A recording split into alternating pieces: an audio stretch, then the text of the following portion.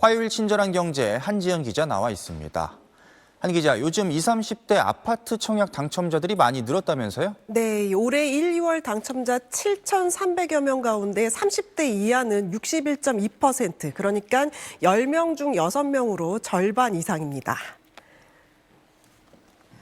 청약 신청은 원래 젊은 층이 많이 해왔는데요. 이번에 달라진 건 신청이 아니라 당첨입니다. 그동안은 가점 구조 때문에 신청은 해도 당첨까지는 잘 이어지지가 않았는데 이제는 당첨 비율까지 크게 높아진 겁니다. 그동안 30대 이하 당첨 비율은 연간 기준으로 50% 초중반에 머물렀었는데요. 올해 초엔 이 비율이 60%가 넘으면서 관련 통계가 시작된 2020년 이후 가장 높은 수치를 기록했습니다.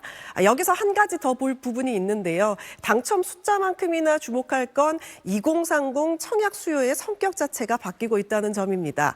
예전에는 되면 좋고 안 되면 말고식의 이 소극적인 참여였다면 지금은 청약 아니면 방법이 없다는 이 절박함이 더해진 적극적인 수요로 바뀌고 있는 겁니다.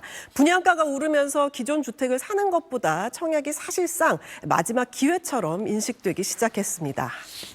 근데 방금 얘기한 대로 젊은 사람들은 가점에서 불리할 수밖에 없을 텐데요. 네, 그런데 이 추첨제가 확대되고 신생아 특공이 도입이 되고 소형 공급이 증가하는 이 세 가지 변화 때문에 2030 당첨 기회가 확대된 겁니다. 먼저 추첨제 확대를 보면요. 기존에는 가점제 중심 구조였기 때문에 무주택 기관과 이 가족 수에서 밀리는 2030에게는 불리했는데요. 하지만 일부 물량에서 추첨제 비중이 최대 60%까지 확대되면서 가점이 낮은 1, 2인 가구도 당첨 기회를 갖게 됐습니다. 두 번째는 신생아 특별 공급 제도입니다. 재작년 도입 이후에 이 출산 가구의 당첨 가능성이 높아지면서 30대 초중반 신혼부부를 중심으로 청약 수요가 더 적극적으로 유입되고 있습니다. 세 번째는 소형주택 공급 증가입니다. 올해 1, 2월 기준으로 보면 소형주택 비중이 지난해보다 2배 이상 늘면서 28%대까지 올라왔는데요. 자금 여력이 제한적인 젊은 층의 접근성이 높아진 겁니다.